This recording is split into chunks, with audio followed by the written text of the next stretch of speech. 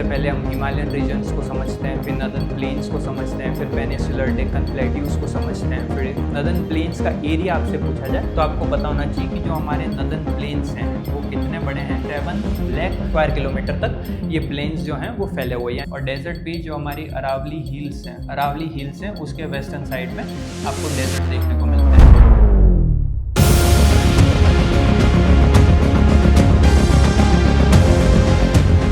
Students, welcome to alpha mentors. My name is Ishant और जैसा कि आप सभी को पता है हम क्लास 9th की जो ज्योग्राफी है उसको कंप्लीट कर रहे हैं। तो क्लास को स्टार्ट करने से पहले कुछ बेसिक्स चीज़ें जो हैं वो हम डिस्कस करते हैं। सबसे पहले तो हमारी एक जो लेक्चर है हमारा वो रिकॉर्ड हो चुका है, जो कि हमारा फर्स्ट चैप्टर था इंडिया साइज़ एंड लोकेशन को लेकर के, जिसमें हमने इंडिया के साइज़ और लोकेशन, लैटिट्यूड, लॉन्गिट्यूड्स को अच्छी तरीके से डिस्कस किया था। लेकिन एक पर्टिकुलर वीडियो जिसमें हम इंडिया के 7 to 8 मैप्स को बहुत अच्छी तरीके से डिस्कस करेंगे और जिसमें आपको लैटिट्यूड, लॉन्गिट्यूड्स, ठीक है, फिर उसके फिजिकल फीचर्स क्या हैं, इंडिया के कोस्टल रीजन्स कौन कौन से हैं, इंटरनेशनल बाउंड्रीज कौन कौन सी हैं, ये सारी जो चीज़ें हैं वो बहुत अच्छी तरीके से कंसेप्ट वाइज आपको समझ में आ जाए। इन सब के लिए एक पर्टिकुलर वीडियो लेके आएंगे। बहुत ज़्यादा लेंदी वीडियो नहीं होगा, एक रैपिड रिवीजन की तरह के तरीके से 20 to 30 मिनट्स का एक वीडियो होगा जिसमें हम उन सारी चीज़ों को डिस्कस कर लेंगे। उसके बाद आपको इंडिया साइज एंड लोकेशन का जो चैप्टर है वो बहुत अच्छी तरीके से समझ में आ जाएगा। और उसी के साथ जो हमारी ज्योग्राफी सीरीज चल रही है, जिसमें आज जो है हम chapter number 2 physical features of India को डिस्कस करेंगे। अब फिजिकल फीचर्स ऑफ इंडिया को डिस्कस करना थोड़ा सा लेंदी हो सकता है कि फिजिकल फीचर्स समझ रहे हैं हम। सबसे पहले हम हिमालयन रीजन्स को समझते हैं, फिर नदर्न प्लेन्स को समझते हैं, फिर पेनिसुलर डेक्कन प्लेट्यूज को समझते हैं, फिर डेजर्ट्स को समझते हैं, फिर कोस्टल एरियाज को समझते हैं, फिर आइलैंड्स को समझते हैं। तो ये सारी जो चीज़ें हैं वो पर्टिकुलर एक वीडियो के अंदर हम पूरी तरीके से उसको डिस्कस करेंगे। 1 घंटे के अंदर ये सारी जो चीज़ें हैं वो अच्छी तरीके से डिस्कस हो जाएंगी।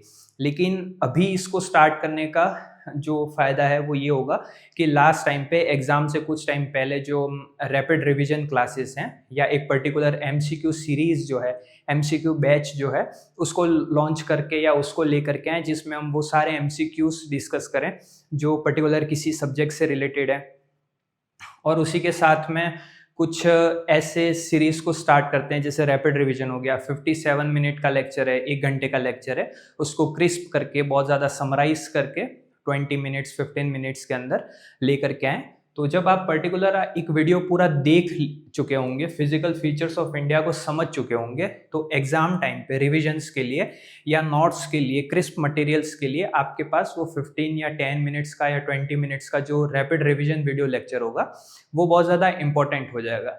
उसी के साथ में जब हम SST को पढ़ रहे हैं तो SST के अंदर पॉलिटी है, हिस्ट्री है, इकोनॉमिक्स है, ज्योग्राफी है, तो ये सारे जो चैप्टर्स हैं वो क्लास वाइज जो हैं, जब आपसे क्वेश्चंस पूछे जाते हैं तो आपको आंसर राइटिंग प्रैक्टिस जो है या एक अच्छा आंसर कैसे लिखना है, मैप्स ज्योग्राफी में किस तरीके से यूज़ कर सकते हैं, पॉलिटी के अंदर किस तरीके से आर्टिकल्स के थ्रू हम अपने आंसर को अच्छा कर सकते हैं, या फिर हिस्ट्री के अंदर इंपॉर्टेंट डेट्स को बता करके, इकोनॉमी के अंदर पर्टिकुलरली GDP आपसे पूछा जाए तो GDP के पर्टिकुलर कॉन्सेप्ट्स को डिस्कस करके आप ये सारी जो चीज़ें हैं वो एक अच्छे आंसर्स को बनाती हैं, बिल्डअप देती हैं। और फिर वही जो आंसर्स हैं, आपके गुड आंसर राइटिंग की जो प्रैक्टिस होगी उसी से आप अच्छे मार्क्स को अचीव कर सकते हैं। तो क्लास को स्टार्ट करने से पहले कुछ बेसिक डिस्कशंस जरूरी थे कि अभी जो है वो सेशन स्टार्ट है और सेशन स्टार्ट होने से जब हम सीरीज को स्टार्ट कर रहे हैं, इस सीरीज को स्टार्ट कर लिया है, आज हमारा जो 2nd वीडियो लेक्चर है वो रिकॉर्ड होने वाला है। तो इनके बाद जब रैपिड रिविजन्स आएगा तो ये पर्टिकुलरली आपकी जो एक क्लास है उसके बाद रैपिड रिविजन्स आपको रिविजन्स में हेल्प कर लेंगे। एग्जाम से पहले 1 नाइट बिफोर एग्जाम भी अगर आप उनको देखते हैं तो आपको पर्टिकुलरली पूरा चैप्टर बहुत अच्छी तरीके से याद हो जाएगा। क्लास को स्टार्ट करते हैं। आज की जो हमारी क्लास है वो क्लास 9th की है, geography chapter number 2 physical features of India. लेकिन फिजिकल फीचर्स ऑफ इंडिया सिर्फ क्लास 9th के अंदर इंपॉर्टेंट नहीं है, 10th के अंदर भी physical features of India important होते हैं, 11th में भी होते हैं, 12th में भी होते हैं, और यहाँ तक कि जो भी कॉम्पिटिटिव एग्जाम्स हैं उनके अंदर भी इंडिया के फिजिकल फीचर से रिलेटेड क्वेश्चंस पूछे जाते हैं। फॉर एग्जाम्पल, इंडिया की हाईएस्ट माउंटेन पीक कौन सी है, कंचनजंगा है, माउंट एवरेस्ट है, ये कॉम्पिटिटिव एग्जाम्स के अंदर भी पूछा जाता है। और उसी तरीके से जब हम क्लास 9th को डिस्कस कर रहे हैं या 10th को डिस्कस कर रहे हैं तो उन क्लासेस में भी क्वेश्चंस एमसीक्यूज में पूछे जाते हैं, या अभी जैसा हमने डिस्कस किया कि जिस तरीके से अच्छी आंसर राइटिंग कैसे की जाती है, तो अच्छी आंसर राइटिंग में जब आप ज्योग्राफी को शो कर रहे हैं, ज्योग्राफी के आंसर्स को लिख रहे हैं, तो आपके पास पर्टिकुलरली एक मैप को बनाने की स्किल्स होनी चाहिए। उसी के साथ में आप कुछ माउंटेन्स की हाईएस्ट पीक को वहाँ पे डिनोट करके अपने अच्छे आंसर्स लिख सकते हैं। तो आज की जो क्लास है वो पर्टिकुलरली क्लास 9 से रिलेटेड है, लेकिन उसी के साथ में अगर दूसरे स्टूडेंट्स जो हैं जो फिजिकल फीचर्स ऑफ इंडिया को समझना चाहते हैं या डिस्कस करना चाहते हैं तो उनके लिए भी ये क्लास इंपॉर्टेंट है। अब फिजिकल फीचर्स ऑफ इंडिया होता क्या है, तो हम बेसिकली इंडिया को डिवाइड करते हैं। हमको पता है कि इंडिया जो है पूरी तरीके से बहुत वाइडली एक डाइवर्स कंट्री है, ठीक है। डाइवर्स कंट्री यानी कि हिस्ट्री के कंटेक्स्ट में समझेंगे तो कास्ट देखने को मिलेगी, रिलीजन्स देखने को मिलेगा, लेकिन अभी हम ज्योग्राफी के कंटेक्स्ट में इंडिया की डाइवर्सिटी को समझने की कोशिश कर रहे हैं।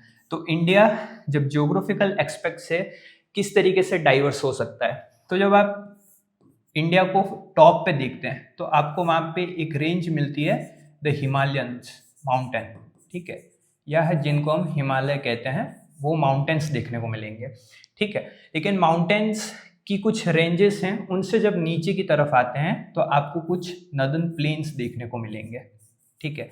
ये नदर्न प्लेन्स जो हिमालय से रिवर्स आ रही हैं उन्हीं के थ्रू बने हैं, लेकिन ये भी इंडिया के फिजिकल फीचर का एक पार्ट है, ठीक है।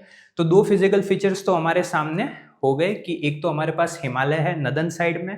अब मैं जब नदर्न साइड बोल रहा हूँ तो आपको पता होना चाहिए कि नदर्न साइड कौन सी है। तो इंडिया का मैप इसलिए भी इम्पोर्टेंट हो जाता है जब हम ज्योग्राफी को पढ़ रहे हैं कि लद्दाख, कश्मीर, पंजाब, हरियाणा और जो नेपाल वाला रीजन है और उसके बाद में जब ईस्टर्न रीजन में हिमालयन एक्सटेंड करता है तो वहाँ पे बहुत सारी पीक्स देखने को मिलती हैं, तो इसलिए भी मैप इम्पोर्टेंट हो जाता है। हिमालय, नदर्न प्लेन्स के बाद में जब आप वेस्टर्न इंडिया की तरफ देखते हैं, ठीक है, कहाँ पे, वेस्टर्न इंडिया की तरफ देखते हैं, तो वेस्टर्न इंडिया की तरफ जब हम आएंगे तो हमको यहाँ पे एक और फिजिकल फीचर देखने को मिलेगा, डेजर्ट, ठीक है। यानी कि पर्टिकुलरली आपको यहाँ पे दो स्टेट देखने को मिलेंगे, राजस्थान और गुजरात, ठीक है। ये दो स्टेट्स हैं जहाँ पे आपको मेजरली जो कच्छ का रण है गुजरात के अंदर, राजस्थान के अंदर जैसलमेर, बीकानेर, बाड़मेर, ये वाला जो पर्टिकुलर एरिया वहाँ पे आपको डेजर्ट्स देखने को मिलेंगे, ठीक है। जब आप सेंटर इंडिया को देखते हैं यानी कि एमपी या मालवा वाला जो रीजन देखते हैं या फिर उससे नीचे की तरफ जब साउथ की तरफ हम बढ़ते हैं तो वहाँ पे हमको पेनिसुलर प्लेट्यूज देखने को मिलते हैं। क्या देखने को मिलते हैं? पेनिसुलर प्लेट्यूज देखने को मिलते हैं, ठीक है। और डक्कन प्लेट्यूज भी देखने को मिलते हैं, ये एक ही पार्ट है, ठीक है। डक्कन प्लेट्यूज देखने को मिलते हैं। जब हम इनसे थोड़ा सा और नीचे की तरफ आते हैं या इनसे वेस्ट साइड में आते हैं या ईस्ट साइड के अंदर जब जाते हैं तो इंडिया कुछ हमको इस तरीके से दिखता है ज्योग्राफिकल कंडीशंस के अंदर। और जब हम इन डक्कन प्लेट्यू से वेस्टर्न की तरफ आते हैं तो हमको यहाँ पे वेस्टर्न कोस्ट देखने को मिलती है। क्या देखने को मिलता है? वेस्टर्न कोस्ट देखने को मिलती है। और जब हम ईस्टर्न साइड में जाते हैं तो यहाँ पे हमको देखने को मिलती है ईस्टर्न कोस्ट, ठीक है। ईस्टर्न कोस्ट और वेस्टर्न कोस्ट। तो सबसे पहले हमारे पास माउंटेन्स हैं, माउंटेन्स के साथ में जब हम थोड़ा सा नीचे की तरफ आएंगे साउथ की तरफ तो हमको नदर्न प्लेन्स देखने को मिलेंगे। नदर्न प्लेन्स पंजाब, हरियाणा, उत्तर प्रदेश, बिहार और ये वाला पूरा रीजन्स कवर कर रहे हैं, ठीक है। नदर्न प्लेन्स से जब हम वेस्ट की तरफ देखेंगे तो राजस्थान, गुजरात जैसे पर्टिकुलर स्टेट के अंदर हमको डेजर्ट देखने को मिलेगा, ठीक है। जब सेंटर इंडिया को देखेंगे तो पेनिसुलर प्लेट्यूज, डक्कन प्लेट्यूज, इस टाइप की जो फिजिकल फीचर्स हैं इंडिया के वो देखने को मिलेंगे। उनके जब वेस्टर्न साइड में देखा जाएगा यानी कि पर्टिकुलरली अगर हम गुजरात से नीचे की तरफ देखते हैं तो हमको यहाँ पे देखने को मिलता है इंडियन ओशन। क्या देखने को मिलता है? Indian ocean. और इंडियन ओशन के अंदर ही यहाँ पे वेस्टर्न साइड में अरेबियन सी है। क्या है? अरेबियन सी है। और यहाँ पे बे ऑफ बंगाल है, ठीक है, बे ऑफ बंगाल, ठीक है। तो बे ऑफ बंगाल वाला जो रीजन है वो हमारा ईस्टर्न कोस्ट का पार्ट है और अरेबियन सी वाला जो हमारा पार्ट है वो है वेस्टर्न कोस्ट का पार्ट, ठीक है। तो ये सारे फिजिकल फीचर्स इंडिया के अंदर हैं। इसके बाद एक और फिजिकल फीचर इंडिया के पास आता है, वो आता है island, the group of island, ठीक है। अब आइलैंड कौन कौन से हैं? तो फिजिकल फीचर्स में जब हम आइलैंड के बारे में बात करते हैं तो अरेबियन सी के अंदर हमको एक आइलैंड देखने को मिलता है लक्षद्वीप, ठीक है। कौन सा आइलैंड देखने को मिलता है? लक्षद्वीप। और जब बे ऑफ बंगाल के अंदर हम आइलैंड ग्रुप के बारे में बात करते हैं तो यहाँ पे हमको देखने को मिलता है अंडमान एंड निकोबार आइलैंड, ठीक है। उसी के साथ में यहाँ पे श्रीलंका जो पाक स्ट्रीट के थ्रू अलग होता है, और यहाँ पे मालदीव्स कंट्री है जिनके साथ में इंडिया अपनी सदर्न बाउंड्रीज को शेयर करता है, ठीक है। तो यहाँ पे सबसे पहला फीचर इंडिया का फिजिकल फीचर क्या हो गया? हिमालय हो गए। सेकंड फिजिकल फीचर इंडिया के पास क्या है? नदर्न प्लेन्स हो गए। तीसरा पेनिसुलर डक्कन प्लेट्यूज हो गए, ठीक है। चौथा यहाँ पे डेजर्ट हो गए। पांचवा ये वेस्टर्न कोस्ट और ईस्टर्न कोस्ट हो गया। और 6 हमारे पास जो आइलैंड ग्रुप है वो हमारा 6 पार्ट हो गया, ठीक है। तो यानी कि सिंपल सा या बहुत बेसिक सा क्वेश्चन पूछा जाए कि फिजिकल फीचर ऑफ इंडिया को जब हम डिस्कस कर रहे हैं तो फिजिकल फीचर्स को कितने पार्ट्स के अंदर डिवाइड किया गया है, तो आपको सबसे पहले इंडिया के मैप को रिमेंबर करना है। और इंडिया के मैप को रिमेंबर करके सबसे नदर्न साइड में जाना है, यानी कि टॉप पे जाना है, और वहां पे आपको माउंटेन्स को बनाना है कि यहाँ पर माउंटेन्स हैं, फिर नदर्न प्लेन्स हैं, फिर राजस्थान गुजरात की तरफ डेजर्ट्स है, फिर वेस्टर्न कोस्ट है, ईस्टर्न कोस्ट है, बीच में प्लेट्यूज हैं, और उसके बाद में आइलैंड ग्रुप है हमारे पास में। तो इन्हीं सारे जो फिजिकल फीचर्स हैं, ये जो टॉप 6 फिजिकल फीचर्स हैं इंडिया के पास में, उन्हीं को आज की क्लास में हम डिस्कस करने वाले हैं, ठीक है। तो इंट्रोडक्शन के अंदर अभी हमने समझा कि इंडिया के पास अपने फिजिकल फीचर्स हैं, जैसे कि माउंटेन्स है, प्लेन्स है, डेजर्ट्स है, प्लेट्यूज है और आइलैंड है। आइलैंड कौन कौन से? लक्षद्वीप, अंडमान एंड निकोबार हो गया। प्लेट्यूज जो कि सेंटर पार्ट ऑफ इंडिया के अंदर है। डेजर्ट यानी कि जो राजस्थान और गुजरात का पार्ट है। प्लेन्स यानी कि नदर्न प्लेन्स जो यूपी बिहार वाली सीरीज को कवर कर रहे हैं। और उसी के साथ में माउंटेन्स यानी कि हिमाचल जैसे जो हिमालय जैसे जो माउंटेन्स हैं वो हमारे सामने आते हैं। उसी के साथ में the peninsular plateau is one of the oldest. अब आपसे पूछे कि इन सारे फिजिकल फीचर्स जो हैं इंडिया के 6 बताए थे अभी हमने, उन 6 में सबसे ओल्डेस्ट कौन सा है? तो पेनिसुलर प्लेट्यू जो है वो इंडिया का सबसे ओल्डेस्ट लैंडमास है, ठीक है। अर्थ के ऊपर सबसे पुराना ओल्डेस्ट जो ओल्डेस्ट आपसे कोई पूछा जाए कि कौन सा लैंडमास है तो वो पेनिसुलर प्लेट्यूज है, ठीक है। यानी कि पेनिसुलर प्लेट्यूज पहले से ही ज्योग्राफिकल कंडीशंस के अंदर थे। हिमालय रीजन जो है वो बाद में बना, नदर्न प्लेन्स जो हैं वो बाद में बने, लेकिन सबसे पहले पेनिसुलर प्लेट्यूज था। The Himalaya and the northern plains are the most recent landforms of India. अब ओल्डेस्ट पूछा है तो पेनिसुलर प्लेट्यू को डिस्कस कर रहे हैं, लेकिन जब आपसे यंग पूछा जाए, ठीक है, या फिर रिसेंटली मेड पूछा जाए तो हिमालय और नदर्न प्लेन्स जो हैं, यानी कि जो टॉप हमारा इंडिया है, ठीक है, टॉप जो इंडिया है हमारा, यहाँ पे आपको एक रेंज देखने को मिलती है हिमालय की, यानी कि हिमालय माउंटेन्स, और उसी के साथ में यहाँ पे नदर्न प्लेन्स देखने को मिलता है। तो ये यंग हैं, यानी कि रिसेंट टाइम पे, रिसेंट टाइम यानी कि इनको भी मिलियंस ऑफ ईयर हो गए, लेकिन ये बिलियंस ऑफ ईयर पुराना है पेनिसुलर प्लेट्यू, ये मिलियंस में है। तो ये इनसे नया बना हुआ है, ये बहुत ज़्यादा पुराना है, ठीक है। Himalayan region is geological unstable with high peaks, deep valley and fast flowing rivers. अब हिमालय रीजन जो है, हिमालय रीजन को जब हम विजिट करते हैं या उसके बारे में पढ़ने की कोशिश करते हैं तो वो जियोलॉजिकली बहुत ज़्यादा अनस्टेबल है, ठीक है। कैसे अनस्टेबल है? क्योंकि वहाँ पे एक पूरा आर्क बना हुआ है, 2400 किलोमीटर का हिमालय की एक पूरी रेंज है, पूरे माउंटेन की एक रेंज है, जिसमें आपको बहुत सारी पीक्स देखने को मिलेंगी, यानी कि चोटियाँ देखने को मिलेंगी। उसी के साथ डीप वैलीज देखने को मिलेंगी, वैलीज यानी कि घाटी, जैसे कि कश्मीर वैली हो गई, और भी बहुत सारे एग्जांपल्स हैं। और उसी के साथ में फास्ट फ्लोइंग रिवर्स, जैसे कि गंगा हो गई, ब्रह्मपुत्र हो गई। तो ये जो है वो सारा हिमालय रीजन्स के आसपास जो माउंटेन्स हैं, जो ग्लेशियर्स हैं, उन्हीं से रिवर्स आ रही हैं। ये सारी रिवर्स जो हैं वो अपने साथ कुछ सेडिमेंट्स लेकर के आ रही हैं, और फिर इन सेडिमेंट्स के थ्रू ये यहाँ पे नदर्न प्लेन्स को क्रिएट करती हैं, ठीक है। The northern plains are formed by alluvial deposits while the peninsular plateau is made of igneous and metamorphic rocks, ठीक है। तो अब आपसे पूछा जाए कि जो नदर्न प्लेन्स है वो बने कैसे, ठीक है। तो अभी हमने समझा था कि सबसे नदर्न साइड में हमारे पास हिमालय माउंटेन्स है। ये हिमालय माउंटेन्स जो हैं वो अपने साथ में कुछ सेडिमेंट्स, कुछ एल्यूविल्स के सेडिमेंट्स को लेकर के आते हैं इस तरीके से, ठीक है। कैसे लेकर के आते हैं? क्योंकि यहाँ पर बहुत सारी रिवर्स जो हैं वो फ्लो करती हैं, और जैसे ये रिवर इस तरीके से फ्लो करती है तो ये अपने साथ में बहुत सारे माउंटेन्स के सेडिमेंट्स को लेकर के आती है, और ये जब सेडिमेंट्स यहाँ पर आकर के इकट्ठे होते हैं तो ये बनाते हैं नदर्न प्लेन्स को, ठीक है। उसी तरीके से जब पेनिसुलर प्लेट्यू की बात की जाएगी तो पेनिसुलर प्लेट्यू जो है वो सेंटर पार्ट ऑफ इंडिया के अंदर है, और वो कैसे बना? तो जो इग्निशियस वॉल्केनिक रॉक्स थी, मेटामॉर्फिक रॉक्स थी, उनका उनकी वजह से जो पेनिसुलर प्लेट्यू है वो हमारे सामने एज अ फिजिकल फीचर आता है।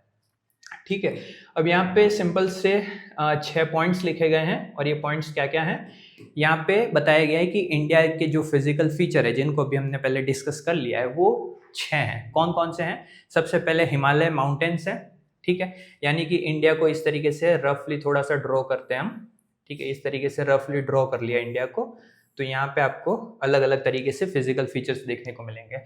सबसे पहले तो आपको यहाँ पे हिमालयन रेंज देखने को मिलेगी जो कि लाई करती है इस वाले रीजन में, यानी कि यहाँ पे सबसे नदर्न साइड में आप देखेंगे तो आपको हिमालय माउंटेन्स देखने को मिलेंगे, ठीक है। उसी के साथ में जब हम यहाँ नीचे की तरफ देखते हैं तो ईस्ट वाली सीरीज में हमको क्या देखने को मिलता है? नदर्न प्लेन्स देखने को मिलते हैं, ठीक है। उसी के बाद में जब हम यहाँ बीच वाले एक ट्राइंगुलर फेस को देखते हैं तो हमको डक्कन प्लेट्यूज देखने को मिलते हैं, ठीक है। उसी के बाद में डक्कन प्लेट्यू से वेस्टर्न साइड में हमको वेस्टर्न कोस्ट देखने को मिलती है और ईस्टर्न साइड में हमको ईस्टर्न कोस्ट देखने को मिलती है, ठीक है। और उसी के बाद में जब हम यहाँ पर्टिकुलरली राजस्थान और गुजरात जैसे स्टेट के बारे में बात करेंगे तो हमको यहाँ पे क्या देखने को मिलेगा? डेजर्ट देखने को मिलेगा, ठीक है। कच्छ का रण हो गया, जैसलमेर, बीकानेर, बाड़मेर, जो कि राजस्थान के अंदर डेजर्ट को लेकर के, तो ये सारे फिजिकल फीचर हो गए। और उसी के साथ में इन वेस्टर्न कोस्ट के अंदर जब यहाँ पे अरेबियन सी है और यहाँ पे बे ऑफ बंगाल है ईस्टर्न कोस्ट के आगे, और यहाँ पे इंडियन ओशियन है, तो इस अरेबियन सी के अंदर आपको लक्षद्वीप ग्रुप ऑफ आइलैंड देखने को मिलेगा और यहाँ पे Andaman and Nicobar group of island जो है वो देखने को मिलेगा, ठीक है। अब सबसे पहले हिमालय माउंटेन्स जो हैं उनको थोड़ा सा डिस्कस करते हैं कि हिमालय माउंटेन्स जो हैं वो हैं कैसे, बने कैसे, इन सारी चीज़ों को थोड़ा सा डिस्कस करते हैं, ठीक है। तो हिमालय माउंटेन्स जो हैं वो किस तरीके के माउंटेन है? यंग फोल्ड माउंटेन्स हैं, ठीक है, यानी कि नए बने हुए हैं, ठीक है। यूरेशियन प्लेट्स जब टकराई थी, ठीक है, तो इन माउंटेन्स को, ये माउंटेन्स जो हैं वो बने थे, ठीक है। और ये कहाँ पर है? तो नदर्न बॉर्डर पे है। नदर्न बॉर्डर यानी कि जो हमारा इंडिया का टॉप एरिया है, यानी कि जो ऊपर की साइड से नदर्न साइड है, लद्दाख हो गया, कश्मीर हो गया, जो नेपाल के नीचे वाले स्टेट्स हैं, ठीक है, उस तरफ जब हम देखते हैं तो हमको हिमालयन रीजन देखने को मिलता है या हिमालय माउंटेन देखने को मिलता है। They extend from the Indus river to the Brahmaputra river in a west east directions, ठीक है। अब यहाँ पे लिखा गया है कि हिमालय जो है वो इंडस रिवर से लगा करके जो ब्रह्मपुत्र रिवर है वहां तक बने हुए हैं, एक आर्क बना हुआ है और ये वेस्ट से ईस्ट डायरेक्शन की तरफ जा रहे हैं, यानी कि इस तरीके से वेस्ट से ईस्ट की तरफ जा रहे हैं और इस तरीके से एक आर्क को बनाते हैं। ये आर्क कंप्लीटली कितने का है? 2400 किलोमीटर्स का है, ठीक है, जिसके अंदर बहुत सारी मेजर रिवर्स फ्लो करती हुई देखने को मिलेंगी, बहुत सारी हाईएस्ट पीक देखने को मिलेंगी, ठीक है। और अभी मैप में हम समझेंगे कि इंडस रिवर का है और ब्रह्मपुत्र रिवर का है। The Himalayan form a huge arc of about 2400 kilometre, ठीक है। तो अभी हमने समझा था कि इस तरीके से जो माउंटेन रेंज है वो एक आर्क को क्रिएट करती है और ये आर्क कितना है? 2400 किलोमीटर जितना वाइडली फैला हुआ है।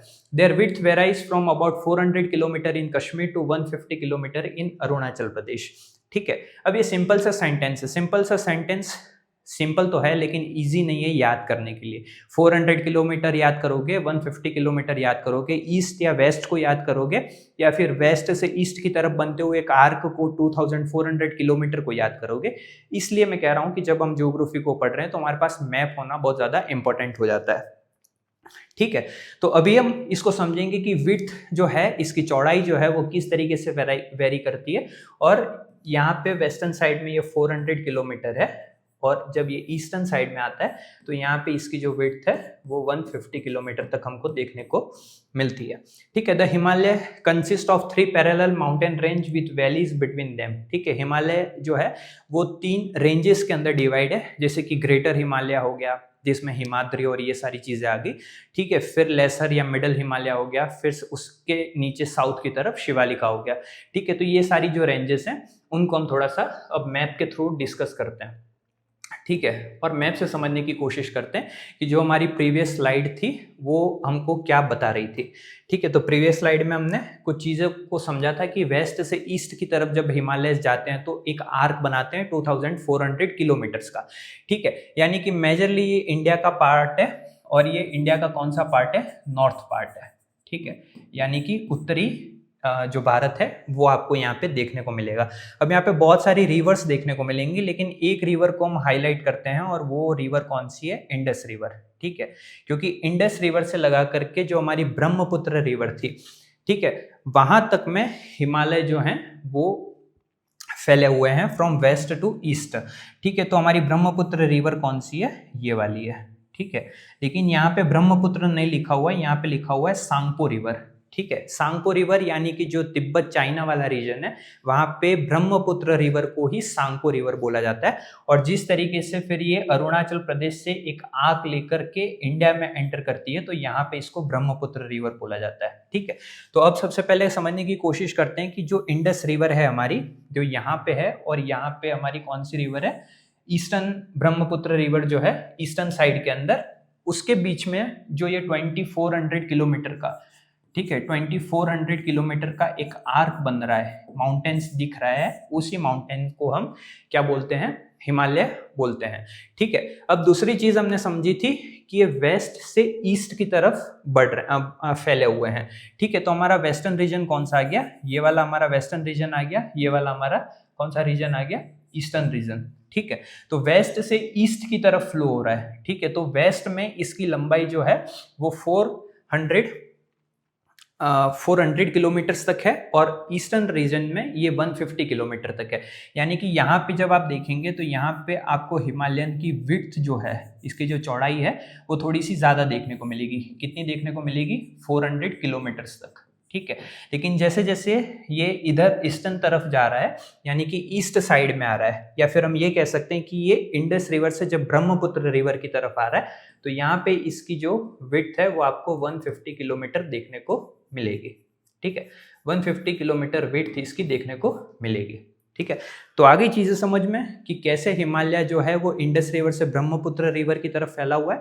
तो यहाँ पे इंडस रिवर है, यहाँ पे ब्रह्मपुत्र रिवर है, जिसको तिब्बत चाइना वाले रीजन में सांगपो रिवर बोला जाता है। ये यहाँ से यहाँ की तरफ एक्सटेंशन है इसका, वेस्ट से ईस्ट की तरफ, ठीक है। वेस्टर्न में इसकी चौड़ाई जो है, विड्थ जो है वो ज्यादा है, कितनी है? 400 किलोमीटर। और जब ये ईस्टर्न रीजन में आएगी या फिर ब्रह्मपुत्र की साइड में आएगी तो हम कह सकते हैं कि 150 किलोमीटर की जो विड्थ है वो आपको ज्यादा देखने को मिलती है। एक सिंपल सा एमसीक्यू यहाँ से क्रिएट हो सकता है कि हिमालय जो है उसकी विड्थ कहाँ पे ज्यादा है। पूछ लिया जाए आपसे ईस्टर्न साइड में ज्यादा है या वेस्टर्न साइड में ज्यादा है, या पूछ लिया जाए इंडस रिवर की तरफ हिमालय जो है वो ज्यादा विड्थ को कैरी किए हुए है या फिर ब्रह्मपुत्र रिवर की तरफ ज्यादा कैरी किए हुए है, तो आपको इन मैप के थ्रू आइडिया लग जाएगा। Himalaya consist of 3 parallel mountain ranges, ठीक है। अब यहाँ पे कुछ माउंटेन रेंजेस भी हमको देखने को मिलती हैं। फॉर एग्जाम्पल जैसे कि हम यहाँ पे समझें तो सबसे पहले हिमालय जो है वो इस तरीके से क्लासिफाइड है, ठीक है। यहाँ पे जो हाईएस्ट ये वाला रीजन है, ठीक है, यानी कि ये वाले माउंटेन्स हैं, ये इसका फर्स्ट है, ठीक है। फिर यहाँ पे आता है ग्रेटर हिमालयस, ठीक है, या फिर लेसर ये वाला जो है वो ग्रेटर हिमालय है, ठीक है, यानी कि हाईएस्ट पीक आपको यहाँ पे देखने को मिलेंगे। जो सेकंड पार्ट है इसका वो है मिडल हिमालय या लेसर हिमालय, ठीक है। और उसके नीचे ये वाली जो रेंज है, ठीक है, ये वाली जो रेंज जा रही है वो कौन सी? आपकी शिवालिका, ठीक है। तो 3 माउंटेन रेंजेस बताई थी और ये 3 माउंटेन रेंज, एक ग्रेटर हिमालय हो गया, एक लेसर हिमालय हो गया, मिडल हिमालय जिसको हम कहते हैं, और फिर एक आती है माउंटेन रेंज जो कि शिवालिका है, ठीक है। तो ये 3 चीजें हैं। अब यहाँ पे कुछ माउंटेन रेंजेस भी देखने को मिलेंगे। माउंटेन रेंजेस अलग अलग तरीके से हैं, कोई हाईएस्ट पीक है, कोई लोवेस्ट पीक है, ठीक है, इस तरीके से, जिनको हम अभी आगे की क्लास में डिस्कस करेंगे। उसी के साथ में यहाँ पे इंडस, झेलम, रावी, सतलज, ये सारी जो रिवर्स आपको देखने को मिल रही हैं, ये हम जब ड्रेनेज सिस्टम पढ़ेंगे उस क्लास के अंदर डिस्कस करेंगे। लेकिन अभी जो हमारा माउंटेन रेंज है वो हमारे सामने है हिमालय। हिमालय जो है वो वेस्ट से ईस्ट की तरफ जा रहा है, इन चीज़ों के अंदर इसको क्लासिफाइड किया गया है। और हिमालय से अगर 5 पॉइंट्स भी आपसे पूछ ले तो आप लिख सकते हैं कि वेस्ट से ईस्ट की तरफ इसका एक्सटेंशन है, इंडस रिवर से ब्रह्मपुत्र रिवर की तरफ फैला हुआ है, और जो भी अदर इंपॉर्टेंट चीज़ें थी उनको आप यहाँ पे लिख सकते हैं। हिमालय माउंटेन्स, ठीक है। अब दूसरा है, सबसे फर्स्ट जो था हमारा उसको हम हिमाद्री भी बोलते हैं या फिर ग्रेट और इनर हिमालयस भी बोलते हैं, जिसके अंदर हिमालय की जो हाईएस्ट रेंज है वो आपको देखने को मिलती है, ठीक है। उसी के बाद में हिमाद्री जो है, यानी कि टॉप का जो हमारा एरिया था उसके अंदर जो पीक्स हैं, ठीक है, उनकी हाइट जो है वो 6000 मीटर तक है, ठीक है, यानी कि 6 किलोमीटर आप सीधे ऊपर की तरफ चले जाएं, इतनी हाइट पे हिमाद्री या ग्रेट और इनर हिमालय जो है वो फैला हुआ है। This region is permanently covered with snow and has many glaciers, ठीक है। तो अब ये रीजन जो है, यहाँ पे लाइववुड तो बहुत ज्यादा इजी हो नहीं सकता, कोई लोग जो हैं वो रह नहीं सकते। क्यों नहीं रह सकते? क्योंकि पर्टिकुलरली जो है परमानेंटली ये स्नो से कवर्ड है और यहाँ पे बहुत सारे ग्लेशियर्स हैं। तो ग्लेशियर्स का फायदा क्या है? इन्हीं ग्लेशियर्स से जो बहुत सारी रिवर्स हैं वो हिमालय के थ्रू इंडिया में आती हैं और फिर नदन प्लेन्स को बनाती हैं, और भी बहुत सारी चीज़ें, रिवर्स का अपना एक इम्पोर्टेंस होती है। तो उन सारी चीज़ों में ये ग्लेशियर्स और ये जो हिमालय माउंटेन्स हैं और उनसे जो रिवर्स आ रही है वो हमारी हेल्प करती है। फिर आता है द हिमाचल, ठीक है, यानी कि यहाँ पे आपको हिमाचल का एक एरिया देखने को मिलेगा, हिमाचल प्रदेश का, ठीक है। और हिमाचल प्रदेश के अंदर जो हिमालय फैले हुए हैं उनको हम बोलते हैं लेसर हिमालय, जो कि हिमाद्री से साउथ की तरफ है, ठीक है। यानी कि सबसे पहले यहाँ पे जो हिमालय फैले हुए हैं इनको हम बोलते हैं हिमाद्री या हिमाद्री, जहाँ पे टॉप जो पीक्स हैं वो देखने को मिलती हैं और एवरेज जो है वो है 6000 मीटर। लेकिन जब हिमाद्री से साउथ की तरफ आते हैं, साउथ नीचे की तरफ है, तो हिमाद्री से नीचे की तरफ जब हम यहाँ पे आएंगे, यानी कि हिमाचल प्रदेश वाले रीजन के अंदर आएंगे, तो उसको लेसर हिमालय भी बोला जाता है, ठीक है। और ये कहाँ पे सिचुएटेड है? जो हिमाद्री उससे साउथ में सिचुएटेड है। और the altitude of Himachal range varies between 3700 and 4500 metres, ठीक है। तो अब जैसे यहाँ पे 6000 मीटर की पीक थी, उसी तरीके से जब आप इस वाले पार्ट में आएंगे, हिमाद्री से साउथ वाले पार्ट में आएंगे, हिमाचल वाले हिमालयास के अंदर आएंगे, तो आपको जो रेंजेस हैं वो कितनी देखने को मिलेंगी? 3700 टू 4500, यानी कि यहाँ पे जो हाईएस्ट पीक्स आपको देखने को मिलेंगी वो इतनी देखने को मिलेंगे, ठीक है। उसी के बाद में important ranges of this region include Pir Panjal, Dhauladhar and Mahabharat, ठीक है। यानी कि यहाँ पे कुछ इंपॉर्टेंट रीजन्स हैं और इंपॉर्टेंट जो रेंजेस हैं माउंटेन्स के अंदर, जिस तरीके से यहाँ पे अपन को माउंटेन दिख रहा है, तो इनकी हाईएस्ट पीक होगी, इनके इंपॉर्टेंट रेंजेस होंगी। तो ये जो रेंजेस हैं उनमें ये कुछ इंपॉर्टेंट नेम्स हैं जिनको हम अभी आगे की क्लास में चार्ट के थ्रू डिस्कस करेंगे, ठीक है। माउंटेन्स जब बनते हैं या माउंटेन्स जहाँ पे भी होते हैं, तो वो अपने साथ में वैली जो है, वो वेलीज जो होती हैं वो भी आपको देखने को मिलती हैं। जैसे कि वेलीज का मतलब क्या हो गया? घाटी, ठीक है। तो ये घाटियाँ आपको जैसे फेमस कौन सी है? कश्मीर वैली है, कांगड़ा वैली है या कुल्लू वैली है। जो बहुत सारे लोग हैं जब माउंटेन्स को विजिट करते हैं तो वहाँ पे उनको वैलीज देखने को मिलती हैं, और ये वैलीज जो इसमें इंडिया के अंदर कश्मीर वैली, कांगड़ा वैली या कुल्लू वैली जो है वो यहाँ पे सिचुएटेड है। कहाँ पे? हिमालयन रीजन के अंदर। The Shivaliks are the outermost and the lowest Himalayan range, ठीक है। अब शिवालिका को समझते हैं, तो सबसे पहले हिमाद्री था, फिर हिमाचल प्रदेश वाली जो माउंटेन रेंज थी जहाँ पे 3700 टू 4500 मीटर्स की पीक जो थी वो देखने को मिल रही थी। लेकिन अब जो शिवालिका है, शिवालिका यानी कि आउटर मोस्ट, इसके नीचे का जो है वो फिजिकल फीचर अलग है, यहाँ पे आपको माउंटेन्स नहीं देखने को मिलेंगे, ठीक है। तो यहाँ पे शिवालिका जो है वो सबसे लोवेस्ट हिमालयन रेंज है, या फिर इसको हम बोल सकते हैं कि आउटर मोस्ट हिमालयन रेंज में भी काउंट होता है। The longitude valley between Himachal and Shivalika are called Doons such as Dehradun, ठीक है। तो अब जो हिमाचल और शिवालिका है, ठीक है, यानी कि हिमाचल वाला कौन सा पार्ट हो गया? ये वाला, और शिवालिका, इनके बीच में आपको दून्स देखने को मिलते हैं, ठीक है। और वो दून सबसे ज्यादा फेमस, जैसे आपने देहरादून का नाम सुना होगा, तो दून्स को क्रिएट करते हैं माउंटेन्स, और उसमें सबसे इंपॉर्टेंट नेम आपके सामने आता है देहरादून का। The eastern extension of the Himalaya is called Purvanchal which include the Patkai, Naga, Manipur and Mizo hills, ठीक है। अब ईस्टर्न एक्सटेंशन जो है, यानी कि हिमालय यहाँ से आ रहा है वेस्टर्न साइड से, और यहाँ पे आपको ईस्टर्न साइड से इसका एक्सटेंशन देखने को मिलेगा, और यहाँ पे आपको पतकाई, नागा, मणिपुर और मिजो हिल्स जो हैं वो देखने को मिलेंगे, ठीक है। तो अब इनको समझते हैं। जिस तरीके से वेस्टर्न साइड से जब ईस्टर्न की तरफ हिमालय आ रहा था, तो यहाँ पे आपको ये मिजो हिल्स देखने को मिलेंगे, ठीक है। उसके बाद में यहाँ पे नागा, ये पतकाई बूम, ठीक है। ये सारी जो रेंजेस हैं वो हिमालय की ईस्टर्न रेंजेस हैं, और ये ईस्टर्न रेंजेस यहाँ से आके जब हिमालय इस तरफ एक्सटेंशन करता है तो इस तरीके की माउंटेन पीक्स बनी हुई है यहाँ पे, और ये सारी माउंटेन पीक्स जो हैं वो ईस्टर्न पार्ट के अंदर आपको देखने को मिलती है, ठीक है। अब उसके बाद हिमालय से रिलेटेड और कोई चीज़ जो है वो है उसका क्लासिफिकेशन कि हिमालय को हमने वेस्टर्न से ईस्टर्न की तरफ देखा, फिर उसकी 3 रेंजेस के बारे में बात की, हिमाद्री, लेसर हिमालय, ठीक है, Shivalika, outer most layer Shivalika थी, ठीक है। ईस्टर्न रीजन के अंदर जब एक्सटेंशन हो रहा था तो उसको हमने बोला था कि वहाँ पे मीजो हिल्स है, नागा हिल्स है, इस तरीके से। लेकिन अब जो हिमालय माउंटेन्स है वो रिवर्स के बेसिस पे भी अलग अलग तरीके से क्लासिफाइड किए गए हैं, ठीक है। तो जब हम इंडिया के मैप को समझते हैं तो हमारे पास में यहाँ पे एक रिवर फ्लो होती हुई देखने को मिलती है जिसको हम बोलते हैं इंडस रिवर, ठीक है। और यहाँ से एक रिवर है हमारे पास में सतलज रिवर, ठीक है। तो ये 2 रिवर है, 2 रिवर के बीच में जो हिमालय का एक्सटेंशन है उसको हम बोलते हैं पंजाब हिमालय। क्या बोलते हैं? पंजाब हिमालय, ठीक है। तो अब आपसे सिंपल सा क्वेश्चन पूछा जा सकता है कि पंजाब हिमालय का एक्सटेंशन या पंजाब हिमालय कहाँ कहाँ पर फैला हुआ है, तो आपके पास आंसर होना चाहिए कि जो हमारी इंडस रिवर है, ठीक है, इंडस रिवर से जो सतलज रिवर है उसके बीच का जो एक्सटेंशन है माउंटेन्स का, वहाँ पे जो हिमालय फैला हुआ है उसको हम बोलते हैं पंजाब हिमालय।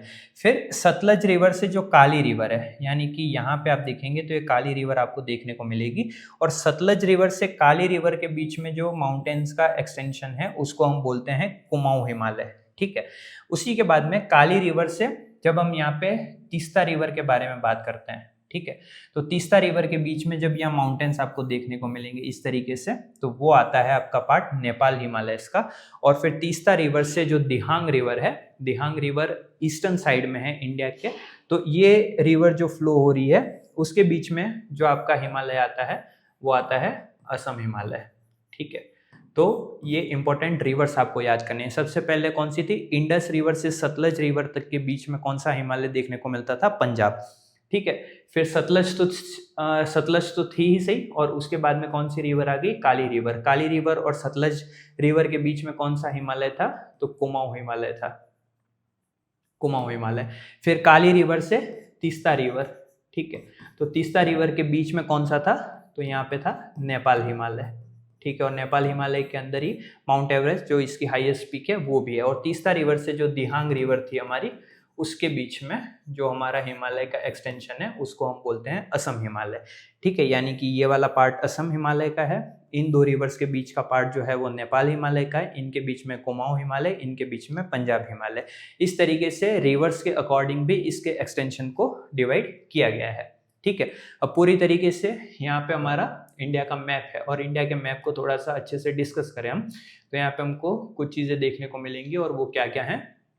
सबसे पहले तो हमारा नदन साइड हो गया, ये वाला कौन सा साइड हो गया? हमारा ईस्टर्न साइड, ठीक है। ये वाला कौन सा हो गया? हमारा वेस्टर्न साइड, और ये वाला पार्ट हो गया हमारा साउथ का, ठीक है। तो अभी हमने हिमालय को समझा, तो ये वेस्टर्न साइड से ईस्टर्न साइड की तरफ फ्लो कर रहे हैं, यानी कि ये वाली जो रेंज है पूरी, ये हमारी माउंटेन्स की है। किसकी है? माउंटेन्स की। यहाँ पे आपको माउंटेन्स देखने को मिलेंगे जो कि वेस्ट से ईस्ट की तरफ एक्सटेंशन है इंडस रिवर से सांगपो, यानी कि जो ब्रह्मपुत्र रिवर है वहाँ पे, ठीक है। फिर आता है हमारा एक फिजिकल फीचर नदन प्लेन्स का, जो कि यहाँ पे फैला हुआ है, ठीक है। तो सेकंड कौन सा हो गया हमारे पास? नदन प्लेन्स हो गए, ठीक है। कौन से हो गए? नदन प्लेन्स हो गए। नदन प्लेन्स के बाद में जब हम ईस्ट वेस्ट की तरफ आते हैं तो हमको यहाँ पे एक और फिजिकल फीचर देखने को मिलता है जिसको हम बोलते हैं ग्रेट इंडियन डेजर्ट, ठीक है। क्या बोलते हैं? ग्रेट इंडियन डेजर्ट, ठीक है। और उसी के साथ में यहाँ पे गुजरात है, और गुजरात से जो ये वाली रेंज चालू हो रही है, यहाँ से कोस्टल लाइंस चालू होती हैं इंडिया की, और ये कोस्टल लाइंस जो हैं वो यहाँ पे ईस्टर्न कोस्ट पे जाके एंड होती हैं, ठीक है, इस तरीके से।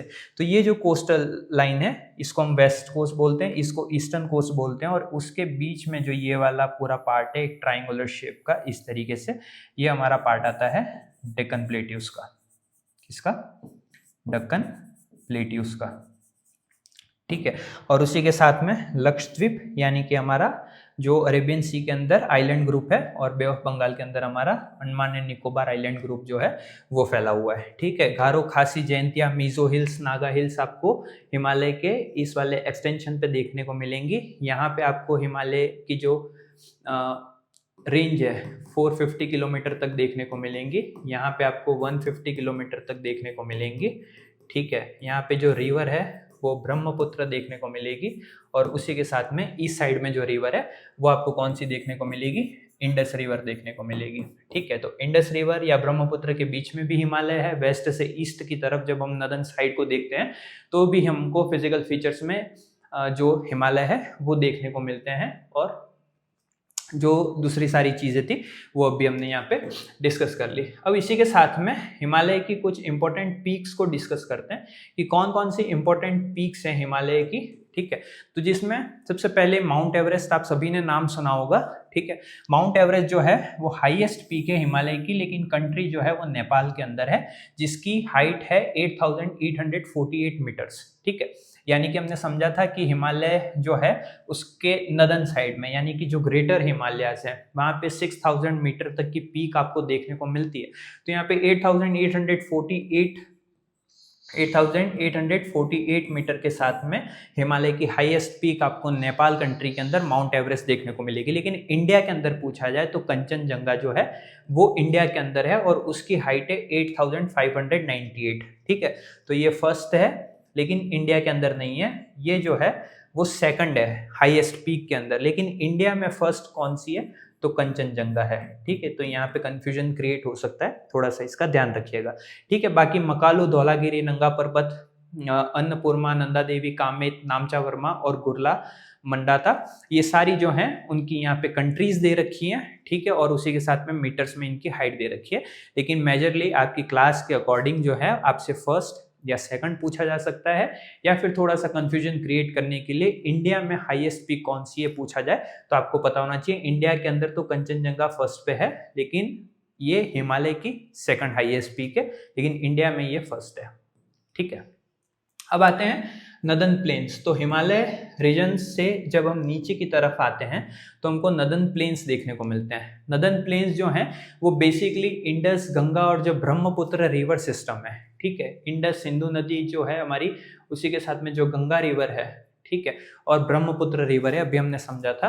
ये रिवर्स जब ग्लेशियर्स के थ्रू या माउंटेन्स के थ्रू नीचे की तरफ आती हैं तो यहाँ पे अपना जो नदन प्लेन्स हैं उनको बनाती है, और उसी के साथ में इनकी जो ट्रिब्यूटरीज हैं वो भी हेल्प करती हैं इन नदन प्लेन्स को बहुत ज़्यादा फर्टाइल बनाने के लिए। These plains are made up of alluvial soil deposited by rivers over millions of years. ये सारी जो रिवर्स हैं वो अपने साथ में alluvial soils के कुछ सेडिमेंट्स लेकर के आ रही हैं, कुछ डिपॉजिट्स लेकर के आ रही हैं, कई सालों से, हज़ारों सालों से लेकर के लाखों सालों से लेकर के आ रही हैं, और जिसकी वजह से ये इस लैंड को बहुत ज़्यादा फर्टाइल बनाता है और पूरी तरीके से एक प्लेन की तौर पे क्रिएट करता है। The northern plains cover an area of about 7 lakh square kilometre. Northern plains का एरिया आपसे पूछा जाए तो आपको पता होना चाहिए कि जो हमारे नदन प्लेन्स हैं वो कितने बड़े हैं, 7 लाख स्क्वायर किलोमीटर तक ये प्लेन्स जो हैं वो फैले हुए, यानी कि बहुत सारे इसमें स्टेट कवर हो रहे हैं। स्टेट के बहुत अलग अलग डिस्ट्रिक्ट, बहुत सारे गांव जो हैं वो इन नदन प्लेन्स के थ्रू अपनी जो लाइवहुड है उसको चलाते हैं, क्योंकि ये लैंड जो है वो बहुत ज़्यादा फर्टाइल लैंड है, बहुत ज़्यादा फार्मिंग होती है यहाँ पे। ठीक है, the plains are about 2400 kilometre long and 240 to 320 kilometre wide. ठीक है, जो प्लेन्स हैं वो 2400 किलोमीटर तक लंबे हैं, जिस तरीके से हमने हिमालय को समझा था। ठीक है, तो यहीं पे जब हम इसके साउथ की तरफ देखते हैं तो यहाँ पे हमको नदन प्लेन्स देखने को मिलते हैं। इस तरीके से ये जो एरिया कवर हो रहा है वो नदन प्लेन्स का कवर हो रहा है। ठीक है, और ये नदन प्लेन्स जो हैं वो एल्यूवियल डिपॉजिट जो रिवर्स लेकर के आती हैं उनके थ्रू बने हैं। ठीक है, और उसी के साथ में ये 2400 किलोमीटर तक लंबे हैं। ठीक है, यानी कि यहाँ से यहाँ तक की रेंज जब देखेंगे तो 2400 किलोमीटर है, और उसी के साथ में 240 से लगा करके 240 किलोमीटर से लगा करके 320 किलोमीटर तक। ठीक है, 320 किलोमीटर तक ये जो है अपनी विड्थ को कैरी करते हैं। फॉर एग्जाम्पल यहाँ पे इनकी विड्थ ज़्यादा हो सकती है, यहाँ पे कम हो सकती है, ये अपना एक जियोग्राफिकल फीचर है, अपना एक फिजिकल फीचर है। लेकिन जो पर्टिकुलरली चीज़ हमको याद रखनी है ठीक है, वो कितना है 7 लाख स्क्वायर किलोमीटर में फैले हुए हैं, जिनकी लेंथ 2400 किलोमीटर है और उसी के साथ में 240 टू 320 किलोमीटर विड्थ है। ठीक है, due to fertile soil, water supply and favourable climate conditions, this region is highly productive for agriculture. ठीक है, तो अभी हमने समझा था कि कुछ सेडिमेंट्स लेकर के आती है, कुछ डिपॉजिट्स लेकर के आती है, खादर बांगर के एग्जाम्पल को हम अभी आगे की क्लास में समझेंगे। तो रिवर्स अपने साथ ये जो सेडिमेंट्स लेकर के आती है, जो एल्यूवियल सॉइल के डिपॉजिट्स लेकर के आती है और पूरी तरीके से नदन प्लेन को क्रिएट करती है। तो नदन प्लेन्स बहुत ज्यादा फर्टाइल है। ठीक है, फर्टाइल लैंड है, उसी के साथ में यहाँ पे वाटर की सप्लाई बहुत अच्छी है और फेवरेबल क्लाइमेटिक कंडीशंस देखने को मिलती है। क्लाइमेट और वेदर के अंदर क्या क्या डिफरेंस होते हैं ये हम आगे के चैप्टर्स में समझेंगे, लेकिन यहाँ पे फेवरेबल क्लाइमेटिक कंडीशंस मिलती है नदन प्लेन्स को, और उसी के साथ में ये जो रीजन है एग्रीकल्चर के लिए बहुत ज़्यादा प्रोडक्टिव हो जाता है, क्योंकि यहाँ पे फर्टाइल सॉइल मिल गई, वाटर की सप्लाई मिल गई। वाटर की सप्लाई यानी कि रिवर्स बहुत सारी हो गई। ठीक है, रिवर्स हैं तो वाटर की सप्लाई बहुत इजी तरीके से हो जाएगी, और उसी के साथ में जो फेवरेबल क्लाइमेटिक कंडीशंस हैं वो भी इजी तरीके से अवेलेबल हो जाती हैं। River slow down in the plains and deposit sediments forming riverine islands. ठीक है, अब रिवर्स जो हैं वो प्लेन्स के अंदर आते आते थोड़ी सी स्लो हो जाती हैं, क्योंकि जिस तरीके से यहाँ पे माउंटेन्स है, यहाँ से जब रिवर्स आएंगी तो इनका फ्लो जो है वो थोड़ा सा ज़्यादा देखने को मिलेगा।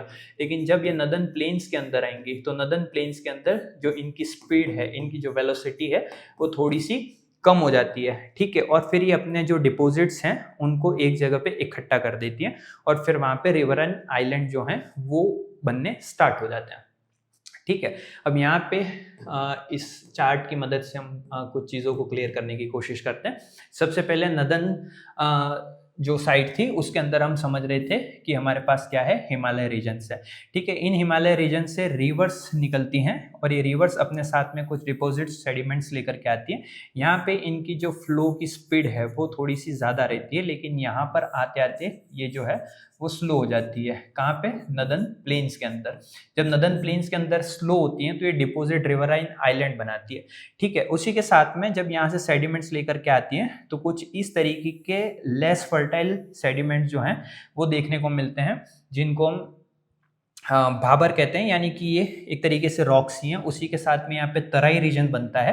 तराई रीजन यानी कि ये जो आपको ग्रीनरी देखने को मिल रही है, उसी के साथ में जब हम यहाँ आगे की तरफ जाते हैं तो यहाँ पे रिवर इस तरीके से वैली बनाती है, और उसी के अंदर जो खादर और बांगर जैसी जो एल्यूवियल सॉइल्स हैं, कुछ लेस फर्टाइल हैं, कुछ अच्छे से फर्टाइल होती है। इस तरीके की जो सॉइल्स हैं वो हमको देखने को मिलती है। ठीक है, तो ये एक बेसिकली चार्ट है जिसकी वजह से हम समझ सकते हैं कि किस तरीके से रिवर सेडिमेंट्स लेकर के आती है, तराई रीजन्स को क्रिएट करती है। ये अभी हम जो नदन प्लेन्स है उनके अंदर डिस्कस करेंगे। उसी के साथ में बांगर खादर क्या है और उसी के साथ में रिवर वैली क्या होता है, इनको हम अब थोड़ा सा डिस्कस करते हैं। तो in the lower course river split into mainly channels called distributaries. ठीक है, अब रिवर्स जो हैं वो ऊपर से नीचे की तरफ आ रही है, यानी कि हिमालय जो रीजन से वहां से नदन प्लेन्स की तरफ आ रही है, और नदन प्लेन्स के अंदर जब आती है तो ये अलग अलग तरीके से स्प्लिट हो जाती है। इस तरीके से स्प्लिट हो गई, इस तरीके से स्प्लिट हो गई। ठीक है, जब रिवर मेन रिवर से छोटी छोटी रिवर्स बाहर की तरफ निकलती हैं तो हम उनको बोलते हैं डिस्ट्रीब्यूटरी। और यहाँ पे यही लिखा गया है कि ये जो चैनल्स अलग अलग तरीके से रिवर से स्प्लिट होके अलग हो रहे हैं, और उन्हीं को हम क्या बोलते हैं, डिस्ट्रीब्यूटरीज बोलते हैं। तो northern plains are divided into Punjab plains, Ganga plains and Brahmaputra plains. ठीक है, तो अब इंडिया के मैप को थोड़ा सा समझने की हम कोशिश करें। ठीक है, इंडिया के मैप को अगर हम थोड़ा सा अच्छे से देखने की कोशिश करें, ठीक है, तो यहाँ पे समझने की कोशिश करते हैं। ठीक है, कि हमको क्या बताया गया था।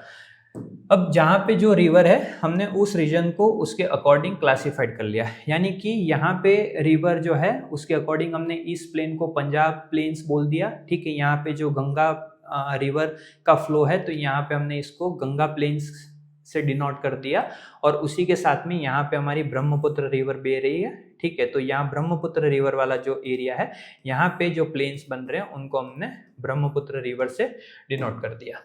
ठीक है, तो प्लेन्स किस तरीके से क्लासिफाइड हुए थे, अलग अलग तरीके से, 3 टाइप के। ठीक है, कौन कौन से थे ये 3 टाइप, एक तो पंजाब प्लेन्स हो गया, पंजाब प्लेन्स के बाद में हमारे पास में हो गया गंगा प्लेन, और गंगा प्लेन के बाद में हमारे पास हो गया जो हमारा ब्रह्मपुत्र प्लेन था वो।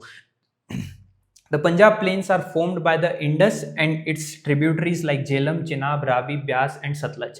ठीक है, तो यहाँ पे इंडस रिवर जो है वो एक इंपॉर्टेंट रिवर है, ठीक है, लेकिन इंडस रिवर के साथ ही उसकी कुछ ट्रिब्यूटरीज है, यानी कि वो रिवर्स जो इंडस के अंदर आके मिलती हैं। कौन कौन सी मिलती हैं? झेलम हो गई, चेनाब हो गई, रावी हो गई, ब्यास हो गई, सतलज हो गई। ठीक है, तो झेलम, चेनाब, रावी, ब्यास और सतलज जब इसके अंदर आके मिलती हैं तो यहाँ पे जो प्लेन्स क्रिएट हो रहे हैं, जो प्लेन्स बन रहे हैं, उनको हमने बोल दिया पंजाब प्लेन्स। ठीक है, यानी कि पंजाब प्लेन्स से आपसे पूछा जाए कि पंजाब प्लेन्स मैप के अंदर कहाँ है, तो इस तरीके से अगर हम इंडिया है तो आप यहाँ पे पंजाब प्लेन्स को शो कर सकते हैं। लेकिन ये बना कैसे पूछ लिया जाए, तो इंडस जो रिवर है उसकी जो ट्रिब्यूटरीज है, झेलम, चेनाब, ब्यास, रावी, सतलज रिवर जो इसके अंदर आके मिलती है और यहाँ पे जो पार्ट क्रिएट करती है उसको हम पंजाब प्लेन्स बोलते हैं। लेकिन इसका मेजर पार्ट जो है वो आपका पाकिस्तान के अंदर देखने को मिलता है। ठीक है, यानी कि पाकिस्तान के अंदर जो पंजाब प्लेन्स वाला रीजन है वो देखने को मिलता है। The Ganga plains extend between the Ghaggar and Teesta river across north India. North India के अंदर जो गग्गर और तीस्ता रिवर वाला जो फ्लो है, जहाँ पे ये नदियां बहती है, वहां पे जो गंगा प्लेन्स हैं वो आपको देखने को मिलते हैं। और उसी के साथ में the plains have different relief regions such as Bhabar and Terai near the Himalaya foothills. ठीक है, तो अभी भाबर और तराई रीजन्स को हमने समझा था कि कुछ तरीके से तराई रीजन्स को क्रिएट करती हैं। ठीक है, भाबर को क्रिएट करती हैं, एल्यूवियल डिपॉजिट्स को, सेडिमेंट्स को, इन सारी चीज़ों को अपने साथ लेकर के आती है और फिर इन सब चीज़ों के कंपोजिशन से एक चीज़ क्रिएट होती है जिसको हम बोलते हैं हमारे northern plains. The plains are also divided into Bangar, old alluvial and Khadar, new और फर्टाइल एल्यूवियम। ठीक है, तो यहाँ पे दो तरीके की सॉइल्स के बारे में बात की गई है, एक है खादर और एक है बांगर। ठीक है, तो बांगर जो है वो ओल्डर एल्यूवियम सेडिमेंट जो हैं या सॉइल के जो एग्जाम्पल हैं वो बांगर के अंदर आते हैं, और खादर क्या होती है, न्यू सॉइल है, और उसी के साथ में बांगर से ज़्यादा फर्टाइल सॉइल जो है वो आपको नदन प्लेन्स के अंदर देखने को मिलती है। अब उसी के साथ में इंडिया, फिर से हम इंडिया के मैप को एक रफली इस तरीके से ड्रॉ करते हैं। ठीक है, तो यहाँ पे हमने समझा था कि क्या था, हिमालय माउंटेन की रेंज थी। ठीक है, उसी के बाद में यहाँ पे हमने समझा 2400 किलोमीटर लॉन्ग क्या था, नदन प्लेन्स थे। ठीक है, और उसी के बाद में यहाँ पे एक ट्राइंगल शेप में इस तरीके से हमारे सामने एक फिजिकल फीचर आता है जो कि है हमारे प्लेट्यूज। ठीक है, तो प्लेट्यू क्या होता है, माउंटेन्स की तरह ही होते हैं लेकिन इनकी जो शेप है वो ऊपर से थोड़ी सी राउंड हिल हो सकती है। ठीक है, तो पेनिनसुलर प्लेट्यू इस टेबल लैंड। ठीक है, टेबल की लैंड किस तरीके से होती है, इस तरीके से होती है। ठीक है, तो इस तरीके की जो फॉर्मेशंस होती हैं उनको प्लेट्यूज बोला जाता है। और ये किस तरीके से बने, तो जो इग्निशियस और मेटामॉर्फिक रॉक्स थी, जो वॉल्केनिक रॉक्स थी, उनके थ्रू पेनिसुलर प्लेट्यू का ज्योग्राफिकल जो हिस्ट्री है वो हमारे सामने आती है। और ये सबसे ज़्यादा पुराना जो फिजिकल फीचर है वो है इंडिया का। It was form from the breaking and drifting of Gondwana land, making it one of the oldest land mass. ठीक है, तो गोंडवाना लैंड और अंगारा लैंड ज्योग्राफी को समझने के लिए सबसे पहले इन दो लैंड मासेस को समझना बहुत ज़्यादा ज़रूरी है। ठीक है, लेकिन अभी फिलहाल में गोंडवाना और अंगारा लैंड जो है वो इतना ज़्यादा डिटेल आपके सिलेबस में नहीं है, जिसकी वजह से हम इतनी सी चीज़ को समझते हैं कि जो गोंडवाना लैंड और अंगारा लैंड है, ठीक है, ये फिजिकल फीचर्स हैं गोंडवाना लैंड और अंगारा लैंड, सॉरी। ठीक है, इनकी जब ड्रिफ्टिंग हुई या ब्रेकिंग हुई या आपस में बटने चालू हुए, ठीक है, गोंडवाना लैंड और अंगारा लैंड, तो ये गोंडवाना लैंड जब ड्रिफ्टिंग और इसकी जब ब्रेकिंग होना स्टार्ट होती है तो ये इसको पेनिसुलर प्लेट्यूज को क्रिएट करते हैं। और ये इंडिया का सबसे ओल्डेस्ट जो पेनिसुलर प्लेट्यूज या लैंड मास जो है वो हमारे सामने आता है। The plateau has broad and shallow valleys with rounded hills. Plateaus के अंदर ब्रॉड और शैलो वैलीज देखने को मिलती है, यानी कि जिस तरीके से हिमालयन के अंदर वैलीज आपको देखने को मिल रही थी, कश्मीर वैली, उस तरीके से यहाँ पे भी है, लेकिन कुछ शैलो वैलीज हैं, इतनी ज़्यादा वाइडली फैली हुई नहीं है। ठीक है, और उसी के साथ में राउंडेड हिल्स देखने को मिलती है, यानी कि यहाँ पे माउंटेन्स नहीं है, यहाँ पे हिल्स देखने को मिलती है। ये माउंटेन से एक अलग फिजिकल फीचर है। It has divided into two main parts. ठीक है, दो पार्ट्स के अंदर पेनिसुलर प्लेट्यू जो है वो डिवाइडेड है, एक तो सेंट्रल हाईलैंड है और एक है दक्कन प्लेट्यू। ठीक है, एक सेंट्रल हाईलैंड यानी कि यहाँ वाला पार्ट, ठीक है, और एक नीचे वाला पार्ट है जिसको हम बोलते हैं दक्कन प्लेट्यूज। ठीक है, the central highland lie north of the Narmada river and include the Malwa plateaus. ठीक है, तो सेंट्रल हाईलैंड जो है हमारा वो यहाँ पे, यानी कि जो हमारी नर्मदा रिवर है, ठीक है, नर्मदा रिवर से जब हम नॉर्थ की तरफ देखते हैं तो हमको सेंट्रल हाईलैंड देखने को मिलता है, और उसी के बाद में जब हम उससे थोड़ा सा नीचे की तरफ आते हैं तो हमको क्या देखने को मिलता है, हमारा जो दक्कन प्लेट्यूज है वो, और जो नॉर्थ की तरफ सेंट्रल हाईलैंड है वो मालवा प्लेट्यू को भी अपने साथ में इंक्लूड करता है। मालवा प्लेट्यू यानी कि यहाँ वाला जो रीजन है उसको इस सेंट्रल हाईलैंड के अंदर इंक्लूड करता है। और नर्मदा रिवर से जब नीचे की तरफ आते हैं यानी कि साउथ की तरफ आते हैं तो हमको दक्कन प्लेट्यूज देखने को मिलते हैं। इस तरीके से दो पार्ट्स के अंदर डिवाइडेड है। यहाँ पे इंपॉर्टेंट रिवर्स जो हैं वो फ्लो करती हैं, जैसे कि चंबल हो गया, Sindh, Betwa, Ken, which flow from south west to north west, ठीक है। यानी कि इंडिया इस तरीके से है, ये साउथ पार्ट हो गया, ये ईस्ट पार्ट हो गया, ये हो गया वेस्ट पार्ट, ठीक है। अब यहाँ पे चंबल जो है, सिंध, बेतवा, केन, जब हम ड्रेनेज सिस्टम को पढ़ेंगे तो इनको अच्छे से समझेंगे। तो ये साउथ कहाँ से कहाँ पे फ्लो कर रही है, साउथ वेस्ट से, यानी कि साउथ वेस्ट से नॉर्थ ईस्ट की तरफ इस तरीके से फ्लो कर रही है, और अपना जो पानी वाटर है वो बे ऑफ बंगाल के अंदर जाके खत्म कर देती हैं। तो छोटा Nagpur plateau is the eastern extension of the central highland, ठीक है। अब जो सेंट्रल हाईलैंड था यानी कि यहाँ पे आपको छोटा नागपुर का प्लेट्यू देखने को मिलेगा, जो कि इन्हीं सेंट्रल हाईलैंड का एक एक्सटेंशन पार्ट है, और उसी के साथ में यहाँ पे जो है वो दामोदर रिवर भी फ्लो करती है, जिसकी वजह से यहाँ पे जब हम इंडस्ट्रीज को पढ़ते हैं तो छोटा नागपुर प्लेट्यू जो है वो एक इंपॉर्टेंट रोल को प्ले करता हुआ हमारे सामने आता है। The Deccan plateaus lie south of the Narmada river and has a triangular shape, ठीक है। तो यहाँ पे जो ये वाला ट्राइंगुलर शेप था ये हमारा डक्कन प्लेट्यू का पार्ट है, जो कि नर्मदा रिवर जो है हमारी नर्मदा रिवर उसके साउथ का पार्ट है, ठीक है। ऊपर का जो था उसको सेंट्रल हाईलैंड बोला जाता था, और जो नीचे का पार्ट है उसको डक्कन प्लेट्यूज बोला जाता है। The Deccan trap is a volcanic region known for its black soil from the igneous rock. अब पेनिसुलर प्लेट्यूज जो हैं वो igneous rock, metamorphic rock, volcanic eruption से बने हैं, और ये जब बने हैं तो यहाँ पे एक जो फिजिकल फीचर सामने आता है कि यहाँ पे ब्लैक सॉइल जो है वो यहाँ पे बहुत अच्छी तरीके से मिलती है, वाइडली मिलती है। ब्लैक सॉइल पूरा रीजन के अंदर फैली हुई है, और इसी वजह से यहाँ पे ब्लैक सॉइल के अंदर जो फर्टिलिटी होती है, जो कॉटन है या उससे रिलेटेड जो भी एग्रीकल्चर है, इरिगेशन की प्रोसेसेस है, वो यहाँ पे आपको देखने को मिलती है। उसी के बाद में आता है एक हमारा और physical feature, Indian desert.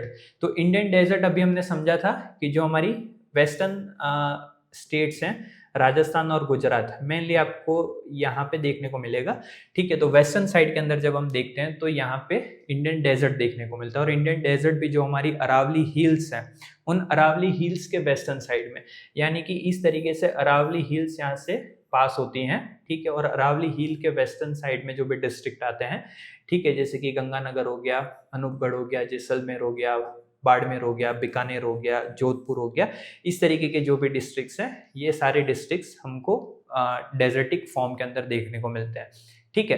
It is an undulating sandy plains covered with sand dunes, ठीक है।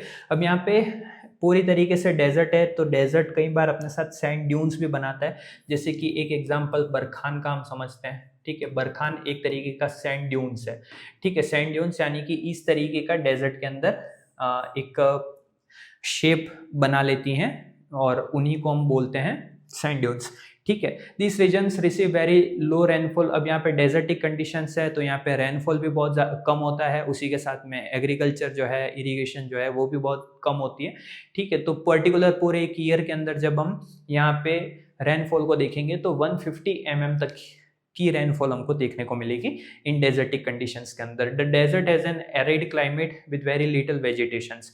अब रेनफॉल बहुत ज़्यादा कम है तो यहाँ पे क्लाइमेटिक कंडीशंस भी उसी के अकॉर्डिंग होंगी, और क्लाइमेटिक कंडीशंस कैसी हैं, बहुत ज़्यादा एरिड है, सूखा हुआ है, बहुत ज़्यादा यहाँ पे वेजिटेशन नहीं है, बहुत ज़्यादा प्लांट्स, बहुत ज़्यादा ट्रीज आपको देखने को नहीं मिलेंगे, फॉरेस्ट एरिया नहीं देखने को मिलेगा, क्योंकि डेजर्टिक कंडीशंस है, रेनफॉल नहीं होती, और इन सब चीज़ों के चलते यहाँ का क्लाइमेट बहुत ज़्यादा एरिड है, सूखा हुआ है, ठीक है।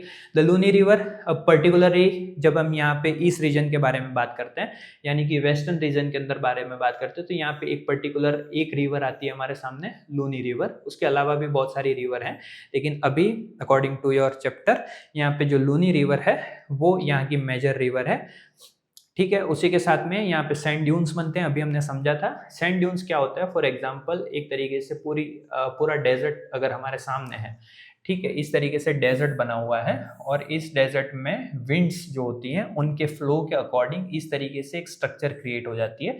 जिस तरीके से ये स्ट्रक्चर्स क्रिएट हुई हैं उनके अकॉर्डिंग इनको नाम दिया जाता है, और ये जो सी शेप से इस तरीके से जो सैंड ड्यून्स क्रिएट हुई हैं उनको हम बोलते हैं बरखान सैंड ड्यून्स। ठीक है। उसी के अलावा बहुत सारी सैंड ड्यून्स और भी होती हैं। द कोस्टल प्लेन्स यानी कि ये हमारा इंडिया है, ये वाला वेस्टर्न कोस्ट हो गया, ये हमारा हो गया ईस्टर्न कोस्ट। ठीक है। ईस्टर्न कोस्ट और वेस्टर्न कोस्ट के अलग अलग नाम हैं। फॉर एग्जाम्पल यहाँ पे गुजरात से स्टार्ट हो रहा है, तो गुजरात के अंदर काठियावाड़ी थाली जो है बहुत ज़्यादा फेमस है, तो उसी के अकॉर्डिंग यहाँ पे इस कोस्ट को काठियावाड़ कोस्ट, ठीक है। फिर मुंबई और गोवा के बीच में कोंकण कोस्ट, फिर यहाँ पे नीचे कन्नड़ कोस्ट, मालाबार कोस्ट, ठीक है। यहाँ पे आपको नदन सिरकारस, कोरोमंडल कोस्ट, ये सारी देखने को मिलेंगी। लेकिन ये अभी हमने जैसा डिस्कस किया था, हम पर्टिकुलरली एक मैप की सीरीज लेकर के आएंगे जिसमें इन सारी चीज़ों को डिस्कस करेंगे। लेकिन अभी जो कोस्टल प्लेन एक फिजिकल फीचर है जिसमें ये वेस्टर्न कोस्ट हो गया और ये हो गया ईस्टर्न कोस्ट, ठीक है। तो ये कोस्टल प्लेन्स जो हैं वो नैरो लैंड की एक स्ट्रिप है, यानी कि यहाँ पे जिस तरीके से वाटर है और यहाँ पे जिस तरीके से वाटर है, इसके बीच में ये जो स्ट्रिप्स हैं ये आपके कोस्टल प्लेन्स हैं, ठीक है। और यहाँ पे जब वेस्ट साइड में अरेबियन सी के अंदर वेस्ट साइड में देखेंगे तो अरेबियन सी के पास में ये देखने को मिलेंगे, और यहाँ पे आपको बे ऑफ बंगाल के साइड में देखने को मिलेंगे। The western coastal plains lie between the Western Ghats and the Arabian Sea and is narrow. Western coastal planes जो हैं वो वेस्टर्न घाट्स और अरेबियन सी के बीच में लाई करते हैं, और जिस तरीके से नीचे की तरफ साउथवर्ड एक्सटेंशन हो रहा है इनका, तो ये थोड़े से नैरो होते हुए देखने को मिलते हैं, यानी कि जो इनकी विड्थ है वो थोड़ी सी कम होते हुए देखने को मिलेगी। The western coast is divided into Konkan coast, Kannada coast and Malabar coast, ठीक है। तो अब यहाँ पे एनसीईआरटीज के अंदर सिर्फ नाम दिए हुए हैं, लेकिन पर्टिकुलरली एक मैप के थ्रू हम समझेंगे कि कौन से रीजन्स में या कौन सा जो पर्टिकुलर स्टेट है, जैसे कि महाराष्ट्र हो गया और गोवा हो गया, इन दोनों के बीच में जो ये वाला वेस्टर्न कोस्ट का रीजन है उसको हम बोलते हैं कोंकण कोस्ट, ठीक है। वहीं केरला वाला जो रीजन है वहां पे हम इसको बोलते हैं मालाबार कोस्ट। तो एक मैप की सीरीज के थ्रू एक रैपिड क्लास लेकर के आएंगे, 20 to 30 मिनट की क्लास होगी, जिसमें 8 to 9 map from latitude to longitude से लगा करके हम सारे फिजिकल फीचर को बहुत अच्छी तरीके से डिस्कस करेंगे। तो उसमें हम ये समझेंगे कि सारे प्लेन्स हैं क्या, ठीक है। The eastern coastal plains along the bay of Bengal is wider and flatter, ठीक है। तो यहाँ पे जो आपको कोस्ट देखने को मिल रही है, और उसी की तरफ यहाँ बे ऑफ बंगाल में जो ईस्टर्न कोस्ट देखने को मिल रही है वो वेस्टर्न कोस्ट से थोड़ी सी वाइडर है, यानी कि थोड़ी सी ज्यादा फैली हुई है इस तरीके से, और फ्लैटर यानी कि सीधी है। यहाँ पे आपको कुछ बीच में सेगमेंट्स देखने को मिल सकते हैं। Major rivers like Mahanadi, Godavari, Krishna, Kaveri from large deltas on the eastern coast and Chilika lake is the important feature there, ठीक है। तो यहाँ पे चिलिका लेक देखने को मिलेगी, और उसी के साथ में इस कोस्टल एरियाज के इम्पोर्टेंस के बारे में पूछा जाए तो यहाँ पे ये सारी इंपॉर्टेंट रिवर्स जो हैं वो फ्लो होती है, ठीक है। कौन कौन सी होगी? कृष्णा, कावेरी, गोदावरी, महानदी, ठीक है। और उसी के साथ में एक लेक है, फेमस लेक चिलिका लेक, वो भी आपको इन कोस्टल रीजन्स के अंदर देखने को मिलेगी। तो सबसे पहले हमने हिमालय को पढ़ा, ठीक है। हिमालय के बाद में नदन प्लेन्स को पढ़ा, नदन प्लेन्स के बाद में डेजर्ट को पढ़ा, फिर प्लेट्यूज को पढ़ा। प्लेट्यूज के बाद में हमारा पांचवा फिजिकल फीचर जो था वो थे हमारे कोस्टल प्लेन्स, ठीक है। कोस्टल प्लेन्स के अंदर रिवर्स जो हैं वो बहुत अच्छी तरीके से फ्लो करती है। मेजर रिवर्स आपको यहाँ देखने को मिलेंगी, चिलिका लेक आपको देखने को मिलेगी। वेस्टर्न जो कोस्टल साइड्स है वो वहाँ पे थोड़े से सेगमेंट्स देखने को मिलेंगे, लेकिन फ्लैटर और थोड़ा सा ज़्यादा विड्थ में आपको ईस्टर्न कोस्ट देखने को मिलेगा।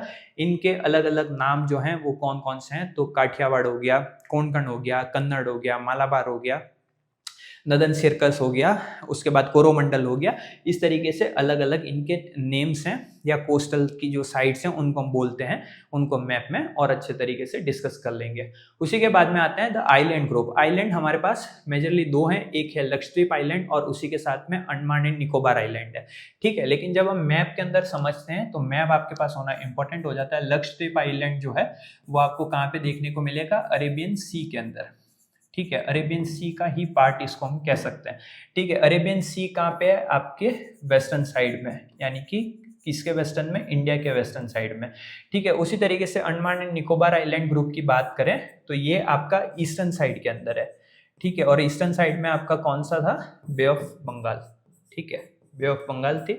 और ये आपके ईस्टर्न साइड में आपको दो ग्रुप ऑफ आइलैंड देखने को मिलेंगे। फॉर एग्जांपल यहाँ पे हम इंडिया को ड्रॉ करते हैं तो यहाँ पे बे ऑफ बंगाल है और यहाँ पे अंडमान एंड निकोबार आइलैंड है, ठीक है। यहाँ पे अरेबियन सी है और यहाँ पे लक्षद्वीप आइलैंड है, ठीक है। कवराती इसकी जो है कैपिटल है। The Lakshadweep island are located in the Arabian sea near the Malabar coast of Kerala, ठीक है। तो अभी हमने समझा था कि केरला के अंदर जो यहाँ वाली कोस्ट है उसको बोलते हैं मालाबार कोस्ट, ठीक है। तो मालाबार कोस्ट के नियर में यानी कि या नीचे की तरफ अरेबियन सी में या इंडियन ओशन में हम कह लें लक्षद्वीप ग्रुप ऑफ आइलैंड आपको देखने को मिलता है, ठीक है। Lakshadweep was earlier known as Lakshadweep, Minicoy and Amindivi islands, ठीक है। ये इसके पुराने नेम है 1973 से पहले के, लेकिन 1973 के बाद आइलैंड जो था उसको ऑफिशियल नेम दिया गया और ये ऑफिशियल नेम कौन सा था, लक्षद्वीप था, ठीक है। कवराती जो है वो एडमिनिस्ट्रेटिव हेडक्वार्टर है। एडमिनिस्ट्रेटिव हेडक्वार्टर होने का मतलब जितने भी एडमिनिस्ट्रेटिव काम होते हैं, ठीक है, एक मेजर सिटी के अंदर से, वो कौन सी है, कवराती है और लक्षद्वीप के अंदर है। तो फर्स्ट चैप्टर जब आप क्लास देख रहे होंगे फर्स्ट चैप्टर की, तो उसके अंदर आपसे यहाँ पूछा जाएगा कि कवराती को विजिट करने के लिए आपको कौन से आइलैंड पे जाना होगा। दो एग्जाम्पल दे देगा, लक्षद्वीप, अंडमान एंड निकोबार आइलैंड। तो आपको पता होना चाहिए कि एडमिनिस्ट्रेटिव हेडक्वार्टर होने की वजह से जो कवराती है उसको विजिट करने के लिए आपको लक्षद्वीप आना पड़ेगा। The Andaman and Nicobar island are located in the bay of Bengal, अभी हमने समझा था मैप के थ्रू, ठीक है। ये आपकी बे ऑफ बंगाल है ईस्टर्न साइड में, यहाँ पे Andaman and Nicobar group of island आपको देखने को मिलेगा। और ये आइलैंड ग्रुप जो है वो is divided into Andaman island in the north and Nicobar island in the south. तो बोलने में हमको लगता है कि अंडमान एंड निकोबार जो है वो पूरा एक ही तरीके से पर्टिकुलर ग्रुप है, लेकिन जिस तरीके से ये आइलैंड ग्रुप इस तरीके से बने हुए हैं, ठीक है। और ये नॉर्थ पार्ट हो गया, ये साउथ पार्ट हो गया, ठीक है। नॉर्थ वाला पार्ट कौन सा हो गया हमारा, अंडमान हो गया, ठीक है। और साउथ वाला पार्ट कौन सा हो गया, निकोबार आइलैंड हो गया। लेकिन हम इनको साथ में बोलते हैं जिसकी वजह से हमको पता नहीं चलता। लेकिन जब हम नॉर्थ की साइड में आएंगे तो हमको ये ग्रुप आइलैंड देखने को मिलेगा, साउथ के अंदर निकोबार ग्रुप ऑफ आइलैंड या निकोबार आइलैंड देखने को मिलेगा। This island are believed to be the elevated part of submarine mountain. Submarine mountains यानी कि पानी के अंदर जो माउंटेन्स की रेंज होती है, जैसे कि हम अरावली के बारे में बात करते हैं, तो अरावली अरेबियन सी से निकलती हैं, लेकिन वो गुजरात के पालमपुर के अंदर आकर के जो है वो सतह पे दिखनी स्टार्ट होती है, ठीक है। तो इसी तरीके से जो सबमरीन माउंटेन्स हैं उनका जो एलिवेटेड पार्ट है, एलिवेटेड यानी कि बाहर निकला हुआ पार्ट, ठीक है, यानी कि इतना पार्ट जो है वो आपका वाटर के अंदर है, लेकिन ये वाला पार्ट जो है वो आपका सबमरीन यानी पानी से बाहर है। तो ऐसा मानते हैं कि जो ये आइलैंड ग्रुप है अंडमान एंड निकोबार, ये सबमरीन माउंटेन्स का ही एक एलिवेटेड पार्ट है। और the island have a rich biodiversity, ठीक है। आइलैंड के अंदर अच्छी सी बायोडाइवर्सिटी देखने को मिलती है, थिक फॉरेस्ट देखने को मिलते हैं, इक्वेटोरियल क्लाइमेट देखने को मिलता है, क्योंकि इस तरीके से हमारी अर्थ है और उसके बीच में हमने एक 0 डिग्री बनाई जिसको हमने इक्वेटर कहा, और इसके पास में होने की वजह से इक्वेटोरियल क्लाइमेट्स आपको यहाँ पे देखने को मिलेंगे। और उसी के साथ में they are strategically important for India. और इंडिया जब अपनी ट्रीटी पॉलिसी इन सब को लेकर के, पॉलिटिक्स को लेकर के आगे बढ़ता है या ग्रो करने की ट्राई कर रहा है, तो ये स्ट्रेटेजिकली भी बहुत ज़्यादा इंपॉर्टेंट पार्ट हो जाते हैं। फॉर टूरिस्ट पर्पज भी बहुत ज़्यादा इंपॉर्टेंट हो जाते हैं। और भी बहुत सारी ऐसी चीज़ें हैं, जैसे मालदीव्स के साथ में कुछ कॉन्फ्लिक्ट्स थे, तो हमने लक्षद्वीप को एज अ टूरिस्ट प्लेस बहुत ज़्यादा बढ़ाना स्टार्ट किया था, अभी रिसेंट के टाइम पे आपने न्यूज़ में देखा होगा, ठीक है। तो ये सारी जो चीज़ें थी वो आपके फिजिकल फीचर्स ऑफ इंडिया का पार्ट हैं, ठीक है। तो फिजिकल फीचर्स ऑफ इंडिया में हमने सबसे पहले क्या क्या समझ लिया था कि फिजिकल फीचर्स ऑफ इंडिया को जब हम डिस्कस करते हैं तो आपको 6 फिजिकल फीचर्स पता होने चाहिए। वो 6 फिजिकल फीचर्स कौन कौन से हैं? सबसे पहला तो आपका हिमालय रीजन हो गया, ठीक है। हिमालय रीजन के बाद में आपको नदर्न प्लेन्स देखने को मिलते हैं, यहाँ पे मेजर रिवर्स हैं, एक था आपका पंजाब प्लेन्स, ठीक है। उसके बाद में गंगा प्लेन्स था, उसी के साथ में ब्रह्मपुत्र प्लेन्स था, ठीक है। हिमालय के अंदर 3 रेंजेस देखने को मिलती हैं, हिमाद्री, ठीक है। उसके बाद हिमाचल प्रदेश इनर या मिडल हिमालय, और उसी के बाद में आती है आउटर मोस्ट शिवालिका, ठीक है। शिवालिका माउंटेन्स या शिवालिका हिमालयस, ठीक है। उसी के बाद में जब हम वेस्टर्न साइड में आते हैं तो हमको डेजर्ट देखने को मिलते हैं, और डेजर्ट भी जो हमारी अरावली हिल्स हैं, उसके वेस्टर्न साइड में आपको डेजर्ट देखने को मिलते हैं, ठीक है।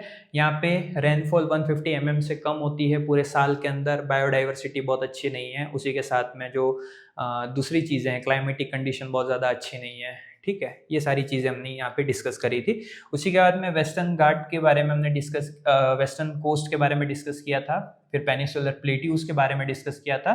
नर्मदा रिवर इस तरीके से फ्लो होती है, नर्मदा रिवर के नॉर्थ का पार्ट हमने समझा था, साउथ का पार्ट हमने समझा था, ईस्टर्न के अंदर हमने एक ग्रुप ऑफ आइलैंड को समझा था, अंडमान एंड निकोबार, जो कि अंडमान कहाँ पे था आपका, नॉर्थ साइड में था, और निकोबार आइलैंड जो था वो आपका साउथ साइड में था। इस तरीके से ये ग्रुप ऑफ आइलैंड यहाँ पे क्लासिफाइड है। इक्वेटर के पास में होने की वजह से ये इक्वेटोरियल क्लाइमेट को लेकर के बढ़ रहे हैं। और उसी के बाद में यहाँ पे लक्षद्वीप समझा था। यहाँ पे एक स्टेट आता है केरला, और केरला के पास में जो कोस्टल एरिया है वो है मालाबार।